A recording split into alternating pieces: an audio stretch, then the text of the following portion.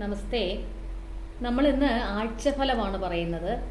March 25-ാം തീയതി മുതൽ 31 വരെയുള്ള ഒരാഴ്ചത്തെ കാര്യങ്ങൾ. അപ്പോൾ മാർച്ച് 29-ന് ശനി മാറ്റമുണ്ട്. ശനി കുംഭം രാശിയിൽ നിന്ന് മീനം രാശിയിലേക്ക് മാർച്ച് 29-ന് രാത്രി മാറുന്നുണ്ട്. അപ്പോൾ ആദ്യം മേടക്കൂറുകാരുടെ കാര്യം, അടുത്ത ഒരാഴ്ചത്തെ ഫലം. അശ്വതി ഭരണി കാർത്തിക നക്ഷത്രത്തിൻ്റെ ആദ്യ കാൽഭാഗമാണ് മേടക്കൂറ്. അവർക്ക് ഏഴര ശനിക്കാലം തുടങ്ങുക കേട്ടോ. മാർച്ച് 29 മുതൽ ശനി മാറുമ്പോൾ അപ്പോൾ 12-ാം ഭാവത്തിലേക്ക് മാറുന്നു. അപ്പോൾ ഇനി അങ്ങോട്ട് കുറച്ച് പ്രയാസപ്പെട്ട കാലമാണ്. കാരണം 12-ാം ഭാവത്തിൽ ശനി സഞ്ചരിക്കുമ്പോൾ 10ഉം 11ഉം ഭാവാധിപനാണ്. അപ്പോൾ വിഫലമായ പല പ്രയത്നങ്ങളും ഉണ്ടാവാം, അതൊക്കെ കൂടാം. പിന്നെ ഇപ്പോൾ ആണെങ്കിൽ അപ്രതീക്ഷിതമായ ധനച്ചിലവുകൾ ഉണ്ടാകാം, അപ്രതീക്ഷിതമായ ധനസഹായങ്ങളും ലഭിക്കാവുന്ന സമയമാണ്. അതുപോലെ തന്നെ ചിലവുകൾ ഉണ്ടാവാം. ആരോഗ്യപരമായിട്ട് അത്ര തന്നെ അനുകൂലമല്ല മേടക്കൂറുകാർക്ക്. നേത്രരോഗങ്ങൾ ഉണ്ടാകാം. പിന്നെ പിതൃസ്ഥാനീയർ അല്ലെങ്കിൽ പിതൃസ്ഥാനീയരെ പോലെ കരുതുന്ന ആൾക്കാർക്ക്, അങ്ങനെയുള്ള ആളുകൾക്കൊക്കെ ആയിട്ട് എന്തെങ്കിലും തരത്തിലുള്ള ആരോഗ്യപരമായ പ്രശ്നങ്ങളോ ക്ലേശങ്ങളോ ഒക്കെ ഉണ്ടാകാവുന്ന സമയമാണ്. പിന്നെ മേടക്കൂറുകാർ വാഹനവുമായി ബന്ധപ്പെട്ട കാര്യങ്ങളിൽ വളരെയധികം ശ്രദ്ധിക്കുക. അധിക ചിലവുകൾ വരാവുന്ന സമയമാണ്. പിന്നെ ആരോഗ്യപരമായിട്ട് വാതരോഗങ്ങൾ അലട്ടാവുന്ന സമയം കൂടിയാണ് ഇപ്പോൾ. ഈ വാതരോഗങ്ങളൊക്കെ ഇപ്പോൾ വന്നിട്ടുണ്ടെങ്കിൽ അതങ്ങോട്ട് തുടർന്നുകൊണ്ട് പോകും. കാരണം 12-ാം ഭാവത്തിലല്ലേ ശനിനെ അടുത്തത് വന്നത്. അപ്പോൾ അങ്ങനെയുള്ള കാര്യങ്ങളൊക്കെ ശ്രദ്ധിക്കുക, ചികിത്സ തേടുക, അതാണ് ഈ പറയുന്ന കാര്യം. അടുത്ത ഇടവക്കൂറുകാരുടെ കാര്യം, കാർത്തിക അവസാന മുക്കാൽ ഭാഗം, രോഹിണി മകീരത്തിൻ്റെ ആദ്യ പകുതിയാണ് ഇടവക്കൂറ്. അവർക്കിപ്പോൾ 11-ാം ഭാവത്തിൽ ശുക്രനും ആദിത്യനും. അപ്പോൾ പ്രവർത്തന രംഗത്ത് ഗുണം, ധനപരമായിട്ട് ഗുണം, മുടങ്ങിക്കിടന്ന കാര്യങ്ങളിലൊക്കെ ഒരു നീക്കുപോക്ക് ഒക്കെ ഉണ്ടാകാവുന്ന സമയം. യാത്രകളിൽ താല്പര്യം തോന്നാം, പക്ഷേ യാത്രകളിൽ വളരെയധികം ശ്രദ്ധിച്ച് മുന്നോട്ട് പോകണം. ആരോഗ്യരംഗം അത്ര അനുകൂലമല്ല. ശാരീരിക ക്ലേശങ്ങൾ അവരെ വിട്ട് ഒഴിയുന്നില്ല. പെട്ടെന്നുള്ള തീരുമാനങ്ങൾ, എടുത്തു ചാടിയുള്ള പ്രവൃത്തികൾ, ഇതൊക്കെ ഉണ്ടാകാവുന്ന സമയമാണ്. അതൊക്കെ ബന്ധങ്ങളിൽ ചില വിള്ളലുകൾ ഉണ്ടാക്കാവുന്ന സമയമാണ്. അതുകൊണ്ട് ശ്രദ്ധിച്ച് മുന്നോട്ട് പോവുക. പിന്നെ പിതാവിനും അല്ലെങ്കിൽ പിതാവുമായി ബന്ധപ്പെട്ടിട്ടുള്ള ആൾക്കാർക്കൊക്കെ അത്ര അനുകൂലമായ സമയമല്ല. ലഗ്നത്തിൽ വ്യാഴം സഞ്ചരിക്കുന്ന സമയമാണ്.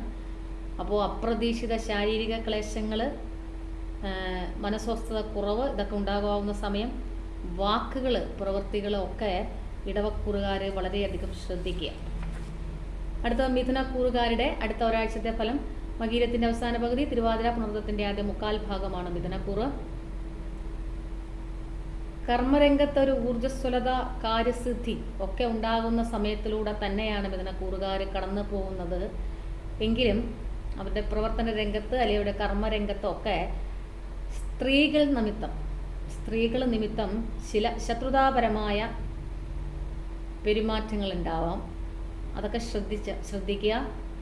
ആരോപണങ്ങൾ, വിമർശനങ്ങൾ, ഇതൊക്കെ ഏൽക്കേണ്ടി വരാം. കാരണം 12-ാം ഭാവത്തിൽ വ്യാഴമാണ്, ഈശ്വരാധീന കുറവുള്ള സമയമാണ്. ലഗ്നത്തിലെ ചൊവ്വയാണ്, കുറച്ച് അഹംബോധം കൂടുന്ന സമയമാണ്. അത് ദുരിതങ്ങൾ തരും. പിന്നെ ലഗ്നത്തിലെ ചൊവ്വ അപകടകരങ്ങളായ മുറിവുകൾ ഉണ്ടാക്കാം, അല്ലെങ്കിൽ അപകടത്തിലൂടെ മുറിവുകൾ ഉണ്ടാക്കാം, പൊള്ളൽ, മുറിവുകൾ. ഇതൊക്കെ ലഗ്നത്തിലെ ചൊവ്വ സഞ്ചരിക്കുമ്പോൾ ധൈര്യം, വീര്യം, അഹംഭാവം ഇതൊക്കെ കൂടുന്ന സമയമാണ്. അത് ചില ദുരിതങ്ങൾ തരും എന്ന് മനസ്സിലാക്കി മുന്നോട്ട് പോവുക. വാഹനം ഓടിക്കുമ്പോൾ ശ്രദ്ധിക്കുക. ജീവിത പങ്കാളിക്കും അത്ര അനുകൂലമായ സമയമല്ല മിഥുനക്കൂറുകാരുടെ. അടുത്ത കർക്കിടകക്കൂറുകാരുടെ കാര്യം, പുണർത്തത്തിൻ്റെ അവസാന കാൽഭാഗം, പൂയം ആയില്യം നക്ഷത്രക്കാരാണ് മിഥുനക്കൂറ്. അവർക്കിപ്പോൾ 9-ാം ഭാവത്തിൽ ശുക്രനും 11-ൽ വ്യാഴവും. ധനപരമായിട്ട് വലിയ പ്രശ്നങ്ങളൊന്നും കർക്കിടകക്കൂറുകാർക്കില്ല. ധനപരമായിട്ട് ഗുണമൊക്കെ ഉള്ള സമയം തന്നെയാണ്. നഷ്ടപ്പെട്ടു എന്ന് കരുതിയിരുന്ന പല കാര്യങ്ങളും തിരികെ കിട്ടാം. എങ്കിലും അധിക ചിലവുകൾ, അപ്രതീക്ഷിത ശാരീരിക ക്ലേശങ്ങൾ ഇതൊക്കെ ഉണ്ട്. പിതൃസ്ഥാനീയർക്കും അത്ര അനുകൂലമല്ല. സഹോദര സ്ഥാനീയരുമായിട്ട് ചില അഭിപ്രായ വ്യത്യാസങ്ങൾ, കലഹങ്ങൾ ഇതൊക്കെ ഉണ്ടാകാൻ സാധ്യതയുള്ള സമയമാണ്. ഭൂമി നഷ്ടം, ഉറ്റവർക്ക് ശാരീരിക ക്ലേശങ്ങൾ, അതുമായി ബന്ധപ്പെട്ട് ചിലവുകൾ ഇതൊക്കെ വരാവുന്ന സമയമാണ്. 12ാം ഭാവത്തിൽ ചൊവ്വ സഞ്ചരിക്കുന്ന സമയം. വാഹനവുമായി ബന്ധപ്പെട്ട് വളരെയധികം ശ്രദ്ധിക്കുക. സാഹസിക പ്രവൃത്തികളിൽ ഏർപ്പെടാതിരിക്കുക. പിന്നെ നേത്രരോഗങ്ങൾ, വാതരോഗങ്ങൾ ഇതൊക്കെ അലട്ടാവുന്ന സമയം കൂടിയാണ്.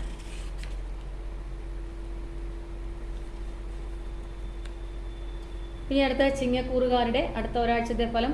മകം, പൂരം, ഉത്രത്തിൻ്റെ ആദ്യ കാൽഭാഗമാണ് ചിങ്ങക്കൂറ്.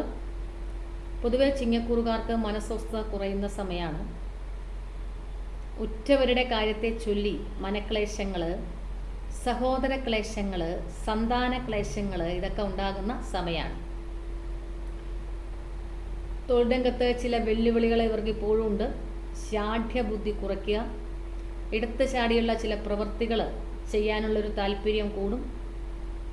എങ്കിലും 11ാം ഭാവത്തിൽ ചൊവ്വ സഞ്ചരിക്കുകയാണ്. ഊർജ്ജസ്വലത, മനോധൈര്യം, വെല്ലുവിളികളെ, പ്രതിസന്ധികളെയൊക്കെ നേരിടാനുള്ള ഒരു ശക്തി ഇതൊക്കെ 11ാം ഭാവത്തിൽ ചൊവ്വ സഞ്ചരിക്കുമ്പോൾ തരും. അഷ്ടമത്തിലെ ആദിത്യൻ ശാരീരിക ക്ലേശങ്ങൾ കൂട്ടും. ഉദരരോഗങ്ങൾ, അലർജി രോഗങ്ങൾ, നേത്രരോഗങ്ങൾ, വാതരോഗങ്ങൾ ഇതിങ്ങനെ ചിങ്ങക്കൂറുകാരെ ഇടയ്ക്കിടയ്ക്ക് അലട്ടിക്കൊണ്ടിരിക്കും. 7ാം ഭാവത്തിൽ ശനി സഞ്ചരിക്കുന്ന സമയം. കുടുംബ ബന്ധങ്ങളിൽ, പ്രണയങ്ങളിൽ, സുഹൃത്ത് ബന്ധങ്ങളിൽ ചില തെറ്റിദ്ധാരണകൾ മൂലമുണ്ടാകുന്ന അകൽച്ചകൾ, മാനസിക പ്രശ്നങ്ങൾ ഇതൊക്കെ അനുഭവിക്കാനുള്ള സമയം കൂടിയായതിനാൽ വളരെയധികം ശ്രദ്ധിച്ച് ചിങ്ങക്കൂറുകാർ മുന്നോട്ട് പോവുക. അടുത്ത കന്യക്കൂറുകാരുടെ അടുത്ത ഒരാഴ്ചത്തെ ഫലം. ഉത്രത്തിൻ്റെ അവസാന മുക്കാൽ ഭാഗം, അത്തം, ചിത്തിരയുടെ ആദ്യ പകുതിയാണ് കന്യക്കൂറ്. അവർക്ക് കന്യക്കൂറിന് 10ാം ഭാവത്തിൽ ഇപ്പോൾ ചൊവ്വ സഞ്ചരിക്കുകയാണ്. ഈ 29ാം തീയതി രാത്രി മുതൽ 7ാം ഭാവത്തിലേക്ക് ശനിയും വരും. അപ്പോൾ അഷ്ടമാധിപനായ ചൊവ്വയാണ് കർമ്മഭാവത്ത് സഞ്ചരിക്കുന്നത്. അപ്പോൾ സഹോദര സ്ഥാനീയരൊക്കെ ആയിട്ട് ചില കലഹങ്ങൾ, അവർക്ക് ശാരീരിക ക്ലേശങ്ങൾ, കർമ്മരംഗത്ത്, പ്രവർത്തന രംഗത്ത് ഫലപ്രാപ്തി കുറവ്. എങ്കിലും 2ഉം 9ഉം ഭാവാധിപനായ ശുക്രൻ ഉച്ചരാശിയിൽ സഞ്ചരിക്കുകയാണ്. അപ്പോൾ കാര്യങ്ങളൊക്കെ നടന്നു പോകുമെങ്കിലും ചില കലഹങ്ങൾ, അഭിപ്രായ വ്യത്യാസങ്ങൾ, ചില കാര്യങ്ങളിൽ ഉദ്ദേശിച്ച ഫലപ്രാപ്തി കിട്ടാതിരിക്കുക, അങ്ങനെയുള്ള കാര്യങ്ങളൊക്കെ ഉണ്ടാകുന്ന സമയമാണ്. 7ാം ഭാവത്തിൽ ആദിത്യൻ, ബുധൻ ഇതൊക്കെ സഞ്ചരിക്കുകയാണ്. ദേഹാരിഷ്ടതകൾ വർദ്ധിക്കും. പല പ്രകാരത്തിലുള്ള ദേഹാരിഷ്ടതകൾ ഉണ്ടാകാം. യാത്രകൾ ചെയ്യുമ്പോൾ ശ്രദ്ധിക്കുക. ദാമ്പത്യ ബന്ധത്തിൽ ശ്രദ്ധിക്കുക. കാരണം 7ാം ഭാവത്തിൽ ബുധൻ, ശുക്രൻ, ആദിത്യൻ, സർപ്പം, ഇനിയിപ്പോൾ 29ാം തീയതി രാത്രി മുതൽ ശനിയും കൂടി വരും. അപ്പോൾ അതത്ര അനുകൂലമല്ല. അപ്പോൾ വളരെയധികം ശ്രദ്ധിച്ച് മുന്നോട്ട് പോകേണ്ട സമയമാണ് കന്യക്കൂറുകാർ. വളരെയധികം ശ്രദ്ധിച്ച് മുന്നോട്ട് പോവുക. ആത്മീയ കാര്യങ്ങളിലേക്ക് കൂടുതൽ ശ്രദ്ധ ചെലുത്തുക. അടുത്ത തുലാക്കൂറുകാരുടെ അടുത്ത ഒരാഴ്ചത്തെ ഫലം. ചിത്തിരയുടെ അവസാന പകുതി, ചോതി, വിശാഖത്തിൻ്റെ ആദ്യ മുക്കാൽ ഭാഗമാണ് തുലാക്കൂറ്. ഇവർക്കിപ്പോൾ 6ാം ഭാവത്തിൽ ആദിത്യൻ സഞ്ചരിക്കുകയാണ്. അതുകൊണ്ട് പ്രവർത്തന മേഖലകളിൽ മാനസിക പിരിമുറുക്കങ്ങളൊക്കെ കുറയുന്ന സമയമാണ്. എങ്കിലും കർമ്മരംഗത്ത് ഇപ്പോഴും ഒളിഞ്ഞിരുന്ന് പ്രവർത്തിക്കുന്ന ശത്രുക്കളുണ്ട്, പ്രത്യേകിച്ച് സ്ത്രീകൾ. അതുകൊണ്ട് തന്നെ വാക്കുകൾ, പ്രവൃത്തികളൊക്കെ വളരെയധികം തുലാക്കൂറുകാർ ശ്രദ്ധിക്കുക. എടുത്തു ചാടിയുള്ള വാക്കുകൾ, പ്രവൃത്തികളൊക്കെ ഒഴിവാക്കുക. വാഹനവുമായി ബന്ധപ്പെട്ടുള്ള കാര്യങ്ങൾ ശ്രദ്ധിക്കുക. 6ാം ഭാവത്തിൽ സർപ്പം സഞ്ചരിക്കുന്ന സമയമായതിനാൽ ഉദര സംബന്ധമായ വൈഷമ്യങ്ങൾ ഇവരെ വിട്ട് ഒഴിയുന്നില്ല. അലർജി രോഗങ്ങൾ, ത്വക്ക് രോഗങ്ങൾ, നേത്രരോഗങ്ങൾ ഇതൊക്കെ അലട്ടാവുന്ന സമയമാണ്. കാരണം അഷ്ടമത്തിലെ വ്യാഴം ഈശ്വരാധീന കുറവ് ഉള്ള സമയമാണ്. ഉറ്റവർ പോലും വിമർശിക്കുന്ന, എത്ര നല്ലത് ചെയ്താലും ഉറ്റവർ പോലും വിമർശിക്കുന്ന സമയമാണ് അഷ്ടമത്തിലെ വ്യാഴം സഞ്ചരിക്കുമ്പോൾ. 5ാം ഭാവത്തിൽ ശനിയുമാണ്. അതിപ്പോൾ 29ാം തീയതി രാത്രി 6ലേക്ക് വരും. അത് ഗുണമാണ്. എങ്കിലും ഇപ്പോൾ 9ാം ഭാവത്തിൽ ചൊവ്വ സഞ്ചരിക്കുന്നു. ഭാഗ്യക്കേടുകൾ തുലാം രാശിയെ പിന്തുടരുന്നു എന്ന് മനസ്സിലാക്കുക. അതുകൊണ്ട് തന്നെ ആത്മീയ കാര്യങ്ങളിലേക്ക് കൂടുതൽ ശ്രദ്ധ കേന്ദ്രീകരിക്കണം. വാക്കുകളും പ്രവൃത്തികളും വളരെയധികം ശ്രദ്ധിച്ച് മുന്നോട്ട് പോകണം. എടുത്തു ചാടിയുള്ള പ്രവൃത്തികളോ വാക്കുകളോ ഉപയോഗിക്കരുത്. വാക്ക് തർക്കങ്ങളിൽ നിന്നൊക്കെ ഒഴിഞ്ഞു മാറി നിൽക്കുക. അടുത്ത വൃശ്ചികക്കൂറുകാരുടെ അടുത്ത ഒരാഴ്ചത്തെ ഫലം. വിശാഖത്തിൻ്റെ അവസാന കാൽഭാഗം, അനിഴം തൃക്കേട്ടയാണ് വൃശ്ചികക്കൂറ്. അവരെ പറ്റി പറയുമ്പോൾ ഊർജ്ജസ്വലതയോടുകൂടി പ്രവർത്തിക്കാൻ കഴിയുന്ന സമയമാണ്. ധനപരമായിട്ട് വലിയ പ്രശ്നങ്ങളൊന്നും വൃശ്ചികക്കൂറുകാർക്കില്ല. വിദേശ ഗുണമുണ്ട്. കുടുംബത്തിലാണെങ്കിലും 4-ാം ഭാവത്തിൽ ശനി സഞ്ചരിക്കുന്നു. എന്നാലും കുടുംബത്തിലാണെങ്കിലും വലിയ പ്രശ്നങ്ങളൊന്നുമില്ല. 5-ാം ഭാവത്തിലെ ആദിത്യൻ്റെ സഞ്ചാരമാണ് ആരോഗ്യപരമായിട്ട് ചില ക്ലേശങ്ങൾ അലട്ടാവുന്ന സമയത്തിലൂടെയാണ് വൃശ്ചികക്കൂറുകാർ കടന്നു പോകുന്നത്. സ്വയം ചികിത്സയ്ക്കോ അതോ ഉറ്റവരുടെ ചികിത്സയ്ക്കോ ഒക്കെ വേണ്ടിയിട്ട് അധിക ചിലവുകൾ, ധനച്ചിലവുകൾ വരാവുന്ന സമയമാണ്. അഷ്ടമത്തിൽ ചൊവ്വ സഞ്ചരിക്കുകയാണ്. സഹോദരങ്ങൾക്ക് അത്ര നല്ലതല്ല. ക്ലേശ ദുരിതങ്ങൾ വരുന്ന സമയം. ഇവർക്ക് തന്നെ വാക്കുകൾ മൂലം ദുരിത അനുഭവങ്ങൾ വരുന്ന സമയം. വാഹന അപകടങ്ങൾ വരുന്ന സമയം. പെട്ടെന്നുള്ള ധനനഷ്ടങ്ങൾ വരുന്ന സമയം. ഇതൊക്കെ ചൊവ്വ 8-ാം ഭാവത്തിൽ സഞ്ചരിക്കുമ്പോൾ വരാവുന്ന കാര്യങ്ങളാണ്. 4-ാം ഭാവത്തിൽ ശനി സഞ്ചരിക്കുകയാണ്. മാതാവിന് ശാരീരിക മാനസിക ക്ലേശങ്ങൾ. 5-ാം ഭാവത്തിൽ ശനി സഞ്ചരിക്കുമ്പോൾ ഇതിപ്പോൾ 5-ാം ഭാവത്തിൽ സർപ്പം സഞ്ചരിക്കുമ്പോൾ അത്ര നല്ലതല്ല സന്താനസ്ഥാനീയർക്ക്. ഇപ്പോൾ 5-ാം ഭാവത്തിലേക്ക് ശനിയും കൂടി വരും. 4-ാം ഭാവത്തിൽ നിന്ന് 5-ാം ഭാവത്തിലേക്ക് ശനിയും കൂടി വരുമ്പോൾ സന്താനങ്ങളുടെ കാര്യത്തിൽ കുറച്ച് കൂടുതൽ ശ്രദ്ധ ആവശ്യമാണ്.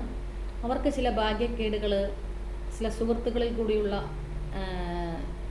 ദുരിതാനുഭവങ്ങളൊക്കെ വരാം. അതൊക്കെ അവരുടെ ജാതകം കൂടി പരിശോധിച്ചാലാണ് കൂടുതൽ മനസ്സിലാവുള്ളൂ. എങ്കിലും വൃശ്ചികക്കൂറുകാരുടെ 5-ാം ഭാവത്തിലെ ശനി സഞ്ചാരം സന്താനങ്ങളുടെ കാര്യത്തിൽ കൂടുതൽ ശ്രദ്ധ ആവശ്യമുള്ള സമയമാണ്. അത് മനസ്സിലാക്കുക. അടുത്ത ധനുക്കൂറുകാരുടെ കാര്യം. മാർച്ച് 25 മുതൽ 31 വരെയുള്ള ഒരാഴ്ചത്തെ കാര്യമാണ്. മൂലം, പൂരാടം, ഉത്രാടത്തിൻ്റെ ആദ്യ കാൽഭാഗമാണ് ധനുക്കൂറ്. 4-ാം ഭാവത്തിൽ ആദിത്യൻ സഞ്ചരിക്കുകയാണ്. അപ്പോൾ കുംഭക്കൂറുകാർക്ക് പൊതുവെ മനസ്വസ്ഥത കുറയുന്ന സമയമാണ്. ധനുക്കൂറുകാർക്ക് 4-ാം ഭാവത്തിൽ ആദിത്യൻ സഞ്ചരിക്കുന്ന സമയമാണ്. അപ്പോൾ പൊതുവെ മനസ്വസ്ഥത കുറയുന്ന സമയമാണ്. മാനഹാനി മൂലമോ അല്ലെങ്കിൽ ആരോഗ്യ പ്രശ്നങ്ങളൊക്കെ മൂലമോ ധനുക്കൂറുകാർക്ക് മനസ്വസ്ഥത പൊതുവെ കുറയുന്ന സമയമാണ്. പിന്നെ 4-ാം ഭാവത്തിൽ ശുക്രൻ്റെയും ബുധൻ്റെയും യോഗമുണ്ട്. അത് നല്ലതാണ്. കാരണം മനോധൈര്യം, ഉറ്റവരൊക്കെ ആയിട്ട് ഒന്നിച്ചു കൂടാനുള്ള ഒരു സമയം, അപ്രതീക്ഷിതമായ ധനസഹായങ്ങൾ ലഭിക്കുക, ഭൂമി ലാഭം, ഇതൊക്കെ 4-ാം ഭാവത്തിൽ ശുക്രനും ബുധനും കൂടി സഞ്ചരിക്കുമ്പോൾ ഉള്ള കാര്യങ്ങളാണ്. പിന്നെ പ്രതിസന്ധികളിൽ നിന്ന് കരകയറാനുള്ള ഒരു ധൈര്യം, ഇതൊക്കെ 4-ാം ഭാവത്തിൽ ശുക്രൻ്റെയും ബുധൻ്റെയും സഞ്ചാരം കൊണ്ടുണ്ട്. പക്ഷേ 7-ാം ഭാവത്തിൽ ചൊവ്വയാണ്. കാര്യങ്ങളിൽ തടസ്സങ്ങൾ വരാം. പ്രതീക്ഷിക്കുന്ന കാര്യങ്ങൾ അതേപോലെ നടക്കണമെന്നില്ല. 4-ലെ സർപ്പം മാതാവിന് ക്ലേശങ്ങൾ വിട്ടൊഴിയുന്നില്ല. ഈശ്വരാധീനക്കുറവ് 6-ാം ഭാവത്തിൽ വ്യാഴം സഞ്ചരിക്കുകയാണ്. അപ്പോൾ ഈശ്വരാധീനക്കുറവുള്ള സമയമാണ്. പ്രത്യേകിച്ച് വാഹനവുമായി ബന്ധപ്പെട്ടിട്ടുള്ള കാര്യങ്ങളിൽ വളരെയധികം ശ്രദ്ധിക്കുക. 7-ാം ഭാവത്തിൽ ചൊവ്വ സഞ്ചരിക്കുന്നു. 6-ാം ഭാവത്തിൽ വ്യാഴം സഞ്ചരിക്കുന്നു. ഇതൊക്കെ വാഹനവുമായി ബന്ധപ്പെട്ടിട്ടുള്ള ചില കാര്യങ്ങളിൽ അധിക ചിലവുകൾ വരുന്ന സമയമാണ്. അധിക ചിലവുകൾ, ശാരീരിക ക്ലേശങ്ങൾ, വാഹന അപകടങ്ങൾ, ഇതൊക്കെ വരാം. എങ്കിലും ഇപ്പോഴത്തെ ഈ സമയം അപ്രതീക്ഷിത ധനസഹായങ്ങളും ഭൂമി ലാഭവും ഉറ്റവരൊക്കെ ആയിട്ട് ഒന്നിച്ചു കൂടാനുള്ള ഒരു സാഹചര്യവും ഒക്കെ ഉണ്ട്. എങ്കിലും മനോവിഷമം കൂടുന്ന സമയം കൂടിയാണ്. കാരണം 4-ാം ഭാവത്തിൽ ആദിത്യൻ സഞ്ചരിക്കുകയാണ്. അപ്പോൾ ഇതൊക്കെ എങ്കിലും 3-ാം ഭാവത്തിൽ ശനി സഞ്ചരിക്കുമ്പോൾ സഹോദരങ്ങൾ മൂലമുള്ള സഹായങ്ങൾ ലഭിക്കാം.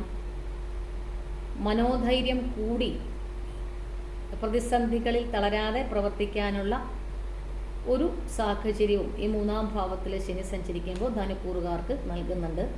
അതുകൊണ്ട് തന്നെ പ്രതിസന്ധികളിൽ നിന്നൊക്കെ കരകയറി പോരാനുള്ള ഒരു ധൈര്യം ഇപ്പോൾ ഇവർക്കുണ്ട്. അടുത്ത മകരക്കൂറുകാരുടെ കാര്യം. ഉത്രാടത്തിൻ്റെ അവസാന മുക്കാൽ ഭാഗം, തിരുവോണം അവിട്ടത്തിൻ്റെ ആദ്യ പകുതിയാണ് മകരക്കൂറ്. പൊതുവെ ഇവർക്ക് വലിയ പ്രശ്നങ്ങളൊന്നുമില്ല.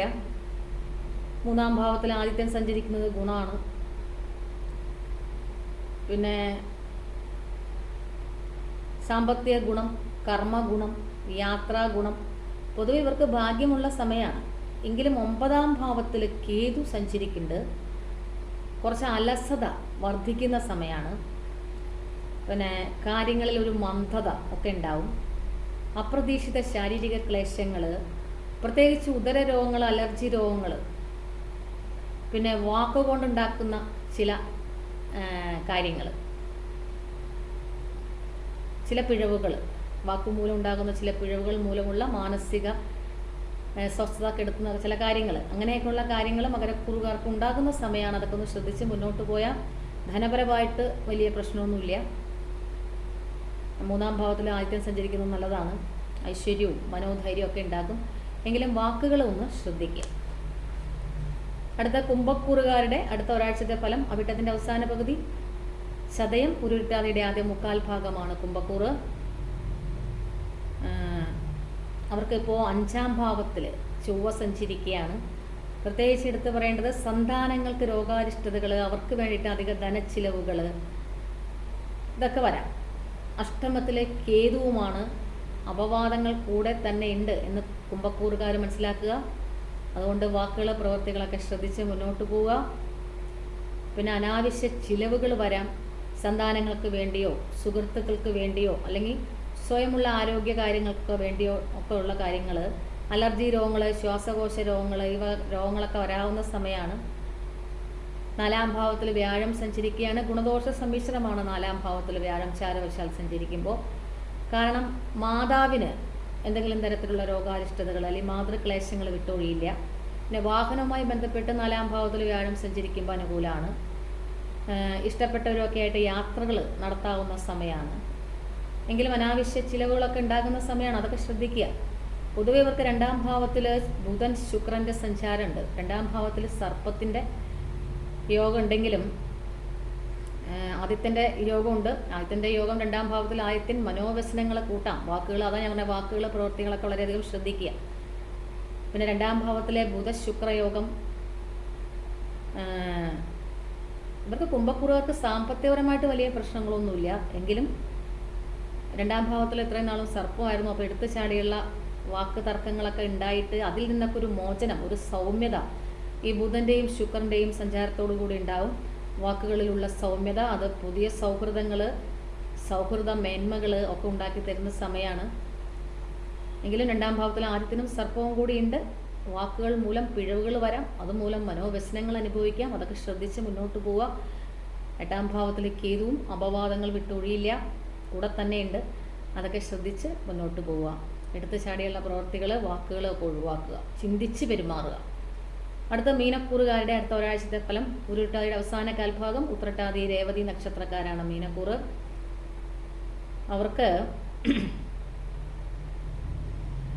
ലഗ്നത്തിലെ ആദിത്യൻ, സർപ്പം, ബുധൻ, ശുക്രൻ 29ാം തീയതി രാത്രി മുതൽ ശനിയും കൂടി ലഗ്നത്തിലേക്ക് വരികയാണ്. ശാരീരിക ക്ലേശങ്ങൾ വിട്ടൊഴിയുന്നില്ല. സഹോദര ക്ലേശങ്ങൾ, മാതൃക്ലേശങ്ങൾ, വാക്കുകളിലൂടെ ശത്രുക്കളെ ഉണ്ടാക്കുക, ദേഷ്യം വർദ്ധിക്കുക, ഇങ്ങനെയുള്ള കാര്യങ്ങളൊക്കെ മീനക്കൂറുകാർക്ക് ഉണ്ടാകാവുന്ന സമയമാണ്. ശ്രദ്ധിച്ച് മുന്നോട്ട് പോവുക. അലർജി രോഗങ്ങൾ അലട്ടാം. മുഖ്യ രോഗങ്ങൾ, ഗർഭാശയ രോഗങ്ങൾ, ഇതൊക്കെ ഉണ്ടാകാവുന്ന സമയമാണ്. ധനപരമായ കാര്യങ്ങളിലാണെങ്കിലും വലിയ പുരോഗതിയൊന്നും മീനക്കൂറുകാർക്കില്ല. ആരോഗ്യ പ്രശ്നങ്ങൾ, പൊതുവെ പറഞ്ഞാൽ ആരോഗ്യപരമായ പ്രശ്നങ്ങൾ മനസ്വസ്ഥത കുറയ്ക്കുന്ന സമയം കൂടിയാണ്. അപ്പോൾ ഇതൊരിക്കലും ഒരു വ്യക്തിയെ സംബന്ധിച്ചുള്ള ഫലമല്ല എന്ന് മനസ്സിലാക്കിയിട്ട് കേൾക്കുക, അതറിഞ്ഞ് പ്രതികരിക്കുക. ഇത് നക്ഷത്രത്തെ ആസ്പദമാക്കിയുള്ള ചാരവശാലുള്ള വേദാദി ദോഷങ്ങളൊക്കെ പരിഗണിച്ചുകൊണ്ടുള്ള ഫലനിരൂപണമാണ്. താല്പര്യമുള്ളവർ കേൾക്കുക. അപ്പോൾ എല്ലാവരും ഈശ്വരൻ അനുഗ്രഹിക്കട്ടെ എന്നൊരിക്കൽ കൂടി പ്രാർത്ഥിക്കുന്നു. എല്ലാവർക്കും നമസ്തേ.